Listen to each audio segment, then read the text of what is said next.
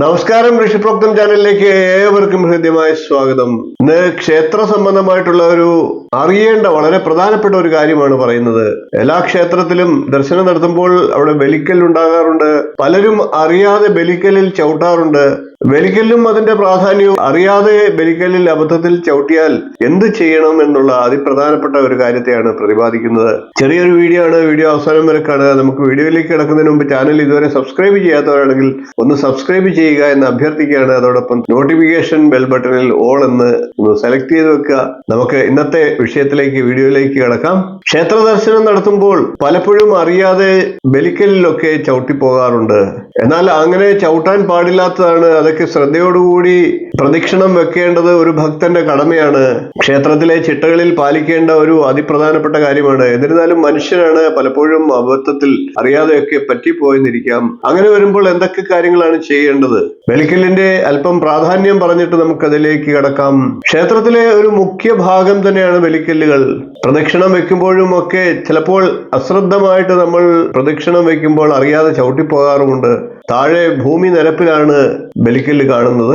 ദേവചൈതന്യത്തിന്റെ വികാരങ്ങളുടെ മൂർത്തികളായിട്ടാണ് ശ്രീകോവിലിന് ചുറ്റും സ്ഥാപിച്ചിരിക്കുന്ന ബലിക്കല്ലുകളെ സങ്കല്പിച്ചിരിക്കുന്നത്.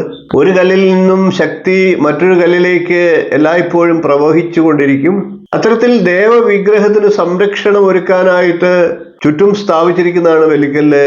എപ്പോഴും പ്രദക്ഷിണമായിട്ട് ആ ബലിക്കല്ലിൽ ദേവന് ചുറ്റും, ശ്രീകോവിലിന് ചുറ്റും പ്രവഹിച്ചുകൊണ്ടിരിക്കുകയാണ്. ഈ ശക്തി ഒരിക്കലും മുറിയാൻ പാടില്ല. ബലിക്കല്ലിന്റെ രണ്ടിന്റെയും ഇടയിലൂടെ ഒരു ഭക്തൻ കടന്നു പോയത് കൊണ്ട് കുഴപ്പമില്ല. ബലിക്കല്ലിന് മുകളിലൂടെ കാലെടുത്തു വെച്ച് കടക്കാതിരിക്കുക എന്ന് മാത്രം. ബലിക്കല്ലുകളുടെ ഇടയിലൂടെ കടന്നു പോയത് കൊണ്ട് ദേവചൈതന്യം മുറിയുന്നില്ല. ദേവചൈതന്യം നിരന്തരം ഓരോ ബലിക്കല്ലിൽ നിന്നും അടുത്ത ബലിക്കല്ലിലേക്കും അങ്ങനെ വൃത്താകൃതിയിൽ പ്രദക്ഷിണമായിട്ട് സഞ്ചരിച്ചു കൊണ്ടിരിക്കുകയാണ്. ഇങ്ങനെയുള്ള അതിപ്രധാനപ്പെട്ട ബലിക്കല്ലിൽ അറിയാതെ ചവിട്ടിപ്പോയാൽ അതിന് പരിഹാരം എന്ന രീതിയിൽ ചിലരൊക്കെ അതിൽ തൊട്ട് നമസ്കരിക്കാറുണ്ട്. അങ്ങനെ ഒരു കാര്യം ചെയ്യാൻ പാടില്ല. ബലിക്കല്ലിൽ ചവിട്ടുന്നത് തന്നെ വലിയ തെറ്റാണ് എന്നിരിക്കെ വീണ്ടും അതിൽ തൊട്ട് അശുദ്ധമാക്കുന്നത് അതിലപ്പുറം ഒരു തെറ്റാണ്.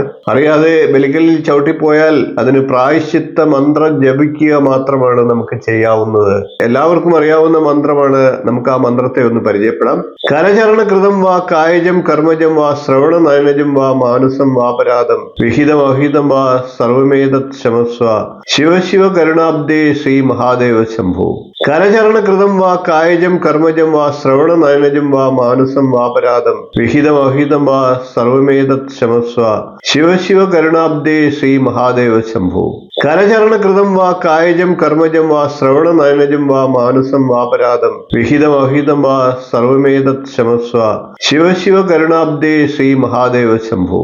ഈ മന്ത്രം ജപിച്ചാൽ അറിയാതെ ചെയ്യുന്ന എല്ലാ അപരാധങ്ങളും ഇല്ലാതാകുമെന്നാണ് വിശ്വാസം. അതുകൊണ്ട് തന്നെ അറിയാതെ ബലിക്കലിൽ അബദ്ധത്തിൽ ചവിട്ടിപ്പോയാൽ തൊട്ടു തൊഴാൻ നിൽക്കാതെ പ്രായശ്ചിത്തമായി ഈ അപരാധ മന്ത്രത്തെ ചൊല്ലുക. ഭഗവതി അല്ലെങ്കിൽ ഭഗവാനോട്, ദേവതയോട് ക്ഷമാപണം നടത്തുക.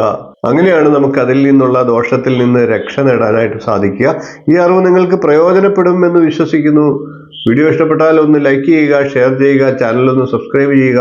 നിങ്ങളുടെ അഭിപ്രായം കമൻ്റായിട്ട് അറിയിക്കുക. അടുത്ത ദിവസം നമുക്ക് മറ്റൊരു നല്ല വീഡിയോയുമായി വീണ്ടും കാണാം. നന്ദി, നമസ്കാരം, ശുഭദിനം.